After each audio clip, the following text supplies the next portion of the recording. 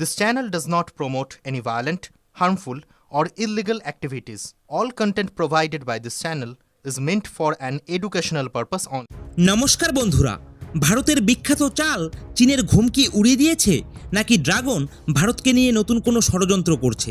সম্প্রতি চীন এমন কিছু করেছে যে পুরো বিশ্বের বাণিজ্য বাজারে হইচই লেগে গেছে। একদম এমন কি হলো যে চীন রাতারাতি ভারতের চাল ভর্তি ৭০টা জাহাজ একেবারে ফিরিয়ে দিল। এই গল্প শুধু চালের দানা বা ব্যবসায়িক ক্ষতির ব্যাপার নয়, এর পেছনে লুকিয়ে আছে এক গভীর আর ভয়ঙ্কর ভূরাজনীতির ষড়যন্ত্র, যা শুনলে আপনার পায়ের তলা থেকে জমি সরে যেতে পারে। চীন কি বড় কোনো ট্রেড ওয়ার অর্থাৎ ব্যবসায়িক যুদ্ধের প্রস্তুতি নিচ্ছে, নাকি এটা ভারতের বাড়তে থাকা বৈশ্বিক শক্তি আর আন্তর্জাতিক কূটনীতিতে ভারতের সক্ষমতা দেখে চীন আতঙ্কে একেবারে হতাশ? আজ আমরা সেই সত্য উন্মোচন করব, যা মেইন স্ট্রিম মিডিয়া হয়তো খুব গভীরভাবে আপনাদের জানায় না। তাই ভিডিওটি একদম শেষ পর্যন্ত দেখবেন, কারণ আসল খেলা তো এখন শুরু হয়েছে। গত কয়েকদিন ধরেই আন্তর্জাতিক ব্যবসায় আর কূটনীতির গলিগুলিতে এই খবর আগুনের মতো ছড়াচ্ছে। খবরটা হলো চীন ভারত থেকে আমদানিকৃত নন বাসমতি চালের ৭০% বেশি বড় চালানগুলোকে তাদের বন্দর থেকেই ফিরিয়ে দিয়ে ভারতের দিকে পাঠিয়ে দিয়েছে। ভাবুন তো, এটা কোনো ছোটোখাটো ঘটনা নয়। এই ৭০টা জাহাজে থাকা হাজার হাজার টন চাল শুধু একটা সাধারণ কৃষি পণ্য ছিল না, এটা ছিল ভারতের লক্ষ লক্ষ কৃষকের ঘামে অর্জিত মেহনতের ফল, যারা আজ গোটা বিশ্বের পেট ভরে দেওয়ার সামর্থ্য রাখে। কিন্তু চীন যেই যুক্তি নিয়ে জাহাজগুলো ফিরিয়ে দিয়েছে, সেটা শুধু হাস্যকরই না, বরং তাদের দীর্ঘদিনের ঠকবাজি মনোভাব স্পষ্ট করে দেয় দুনিয়ার সামনে। বেজিংয়ের অফিসিয়াল দাবি হলো ভারতের এই চালের চালানে জেনেটিক্যালি মডিফাইড অর্গানিজম অর্থাৎ জিএমওর অংশ পাওয়া গেছে। চীনের কমিউনিস্ট সরকার আর তাদের প্রোপাগান্ডা মেশিনারি পুরো বিশ্বজুড়ে আওয়াজ তুলছে যে ভারতীয় চাল নাকি তাদের নাগরিকদের স্বাস্থ্যের জন্য একটা বড় মারাত্মক ঝুঁকি হতে পারে। কিন্তু একটু থামুন, সত্যি কি তাই? ভারত কি আসলেই এত বিপজ্জনক চাল তৈরি করে অন্য দেশের কাছে পাঠাচ্ছে? এর উত্তর শুনলে আপনিও চীনের এই নোংরা ছলনা দেখে অবাক হয়ে যাবেন।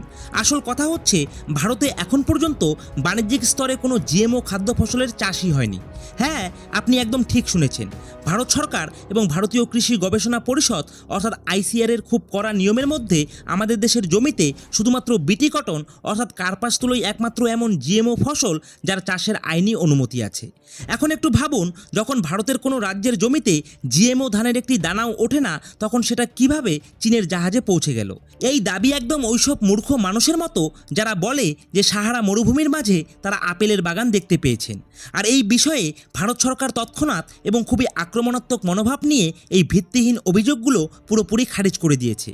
ভারতীয় বাণিজ্য মন্ত্রক আর রপ্তানিকারকরা স্পষ্ট কথায় বলেছে যে এটা কোনো বৈজ্ঞানিক তদন্তের চূড়ান্ত শিলমোহর নয়, বরং ভারতের নির্মল সুনাম মলিন করার জন্য একটা সুচিন্তিত কূটনৈতিক চাল। কিন্তু এখানে একটা বড় প্রশ্ন ওঠে যে বিশ্বের দ্বিতীয় সবচেয়ে বড় অর্থনীতি যাদের, সেই মাথা গরম করা চীন, যার নিজের এত বিশাল সেনাবাহিনী আর এত উৎপাদন ক্ষমতা আছে, সে শেষ পর্যন্ত ভারতীয় এই চাল থেকে কেন এতটা ভয় পেয়ে গেল?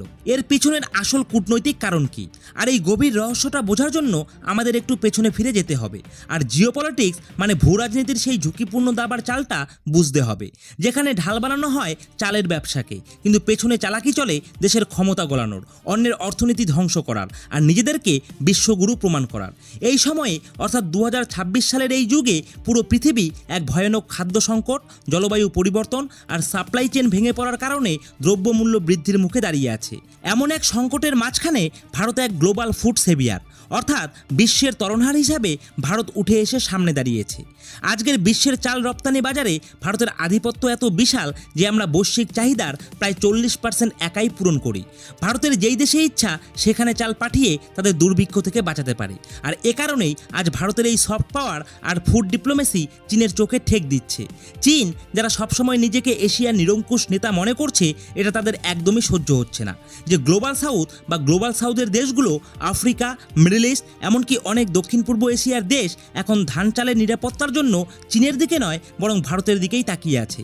চীনের কূটনৈতিক কৌশল সবসময়ই এক ধরনের ফাঁদ, যেখানে গরিব দেশগুলোকে ঋণের জালে ফাঁসিয়ে তারা তাদের চাকরে পরিণত করে। আর সেখানে দাঁড়িয়ে ভারতের নীতি সবসময় সহযোগিতা, শান্তি এবং উন্নয়নের ওপর দাঁড়ানো।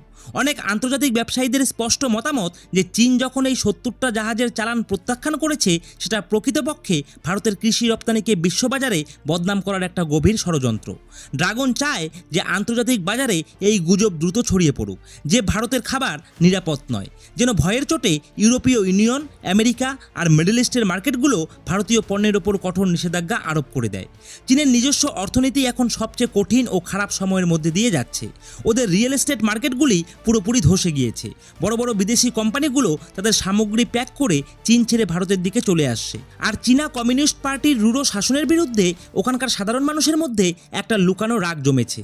এমন পরিস্থিতিতে নিজের দেশে মানুষের মনোযোগ ছিনিয়ে নেওয়ার জন্য এবং বিশ্বমঞ্চে ভারতের নিয়মিত বৃদ্ধি পাওয়া সুনামকে টপকাতে চীন এই মিথ্যা আর ধোঁকাধড়ির জিএমও কার্ড খেলছে। কিন্তু বন্ধুরা, গল্প শুধু চীনে এসেই শেষ হয় না। এই খবরের মধ্যে আরেকটা বড় প্যাচ আছে যা পুরো ঘটনাকে আরও বেশি রহস্যময় এবং জটিল করে দিয়েছে। চীনের এই উদ্যোগের ঠিক আগেই আমরা দেখেছি জাপানও ভারতের প্রিমিয়াম চাল আমদানি নিয়ে বেশ কড়া নিষেধাজ্ঞা আরোপ করেছিল।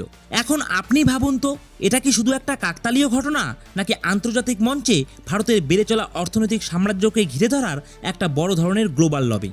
জাপানের এই ঘটনাকে যদি আমরা ভালো করে এবং নিরপেক্ষভাবে দেখি তাহলে দেখা যায় জাপান বিশ্বের মধ্যে হাতে গোনা কয়েকটি দেশের মধ্যে পড়ে যার আমদানি নিয়ম, বিশেষ করে বিদেশি কৃষিপণ্য নিয়ে তারা শুরু থেকেই বেশ কঠোর ছিল।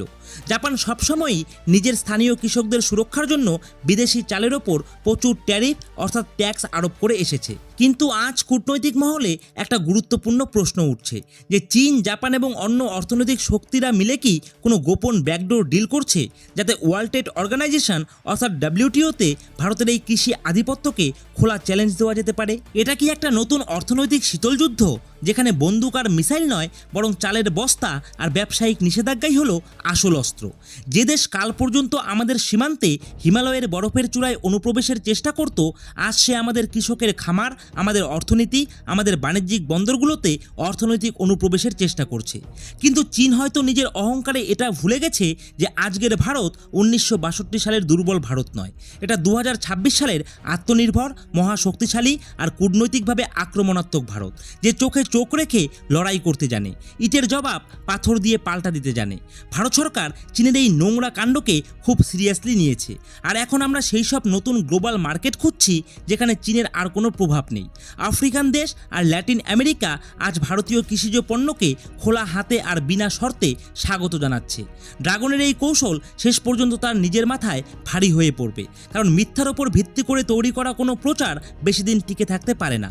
গোটা বিশ্ব আর জেনে গেছে ভারতীয় মাটির ফসল আর আমাদের কৃষকদের পরিশ্রমে কোনো কমতি নেই। এখন শেষমেশ একটা গুরুত্বপূর্ণ প্রশ্ন আমি আপনাদের জন্য রাখছি। আপনাদের কি মনে হয়, চীন কি আসলেই ভারতের চাল আর আমাদের অর্থনৈতিক উন্নয়ন দেখে ভয় পেয়েছে, নাকি এটা আসন্ন কোনো বড় বৈশ্বিক বাণিজ্য যুদ্ধের একটা শুরু মাত্র? এবার ভারত সরকারেরও কি কঠোর পদক্ষেপ নিয়ে চীন থেকে আসা সমস্ত সস্তা ইলেকট্রনিক জিনিসপত্র, মোবাইল আর অন্যান্য আমদানি পুরোপুরি বন্ধ করে দেওয়া উচিত? আপনাদের মতামত যাই হোক না কেন সেটা কিন্তু অবশ্যই কমেন্ট বক্সে লিখে জানাতে ভুলবেন না। তো বন্ধুরা, আশা করছি আজকের এই ইনফরমেশনটি আপনাদের ভালো লেগেছে। তো ভিডিওটি ভালো লেগে থাকলে অবশ্যই ভিডিওটিতে একটি লাইক করে দেবেন আর ভিডিওটিকে আপনার বন্ধুদের সাথেও শেয়ার করতে একদম ভুলবেন না। আর দেশের বাইরে লুকানো রাজনৈতিক সত্য আর ভেতরের গোপন কাহিনীগুলো প্রথমে জানতে চাইলে অবশ্যই আপনারা আমাদের এই চ্যানেলটিকে এখনই সাবস্ক্রাইব করে দিয়ে পাশে থাকা বেল আইকনটিকে বাজিয়ে দেবেন। তো বন্ধুরা, আজকের মতো এখানেই শেষ করছি। জয় হিন্দ, জয় ভারত।